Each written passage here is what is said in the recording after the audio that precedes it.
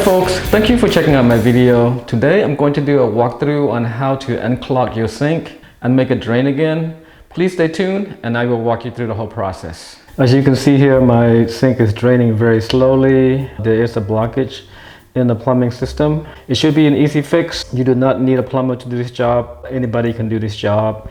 So I'm giving you some tips and tricks so you can do this yourself. Let me just walk you through the mechanics of the plumbing of the sink. You'll have this stopper here and it is connected to this rod here. You can pull it shut or you can open the drainage by pushing it down. So here's underneath the sink. As you can see, the rod here comes from the top. This is the rod that you push up and down to open the stopper on top in the sink here. If you pull it out here, it's going to move up and it's also going to move down, and it is connected with this spring here to the stopper. So you need to remove this in order to get the stopper out and clear the drainage. The other important information about this plumbing, as you can see here, this is called a P-trap. Just imagine a straight line here and then you have that P, and there's a trap here. P-trap is designed to have water constantly here to prevent gases from the sewage system to enter your house. At the same time, when you wash your mouth, you have food particles that will deposit into the sink, and because they're heavier than water, they are going to sink to the bottom part here, and over time they're going to accumulate and create that blockage. So it's better for the blockage to be here than to enter the plumbing system behind the wall, because then you're going to have more issues trying to fix the blockage inside the wall. So it's better that the blockage is happening here. So with that, let's get rid of the clog. First thing you want to do is you want to make sure that the water is all drained. And what I do is, because I have to align the stopper to the rod later on, and I have bad memory, I want to put a tape like that. So this way when I reconnect the stopper, I know which direction to do it. If you have a piece of tape, it could be any tape, just like that, right? You don't need a lot of tools for this project. I have this stick here because I'm going to have to use it to push the debris down the tube later on by using this napkin. I'll show you how it's going to work. You do need a pair of gloves if you don't want to get your hands dirty. You need a towel just to clean. You never know what mess you can create when you are doing this project. But most important of all, you need some sort of container or bucket to place underneath the plumbing. I've got my gloves on, so place the bucket underneath the P-trap to catch any dirty water coming down the pipe here when you unscrew this part here. So let's remove the P-trap, remove the collar here. You want to screw it counterclockwise. That way, as you can see, it started to leak already, and this is why this is very important. Okay, right there, remove that, kind of just let it sit there. The next one is to remove this collar here counterclockwise. Can remove that. As you can see, it's pretty easy. Take it out, and it's gonna smell, folks.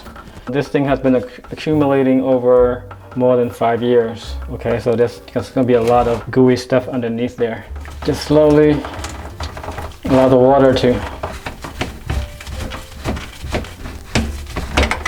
There we go.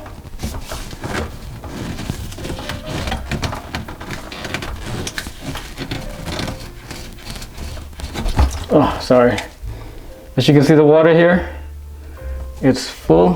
So there's water here, right? This water prevent gases from the sewage system to enter your house through the pipe.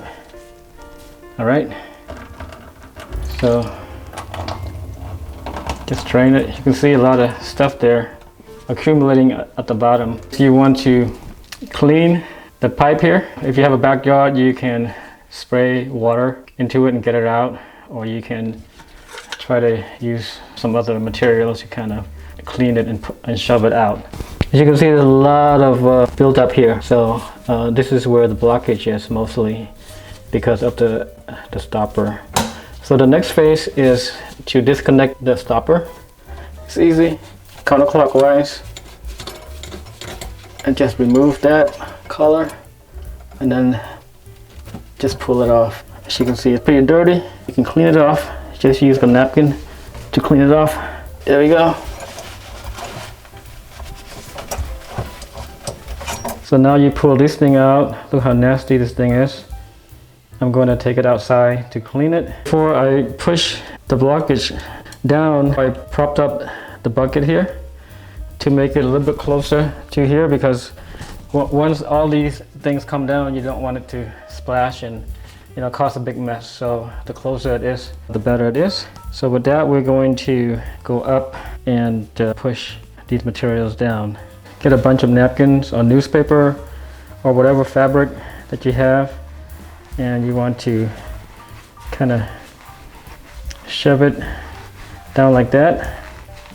See how tight it is? Grab a stick like so, and you shove it down, okay? You push it down until all the dirt, all the debris go down into the bucket underneath. At the same time, it will also clean out the pipe as well. All right, so just shove it down as hard as you can. It's all clogged up. Whoa. So you can see here the napkins. So just to make sure that the pipe is clean, I'm going to shove a bunch of these napkins here, make it as tight as possible so that it can be clean. There you go. All right, let's see what's underneath. Okay, not bad. Looks pretty clean. Not, still dirty, but it's getting some of the pieces out. So remember this rod here, so don't forget to also clean that as well. Just shove some napkin in there and twist it like so, just to clean, get all the stuff out there. All right. With that, I'm going to go outside and clean the P-trap and the stopper as well. All right, folks, so I took these guys outside and cleaned it outside here, making sure all the dirt and the debris accumulated over the year are clean from this pipe here. So there were quite a bit of gooey stuff in there that I managed to get out. Right, and also here as well, not as clean, but at least it's now clear. So with that, let's put this back in. So you want to make sure that you place it in the position like so. When you connect the rod here, it fits perfectly, and you can screw it back into the pipe there. So now we're going to try to make that connection with the stopper. So make sure you tighten this part here really tight, and there we go.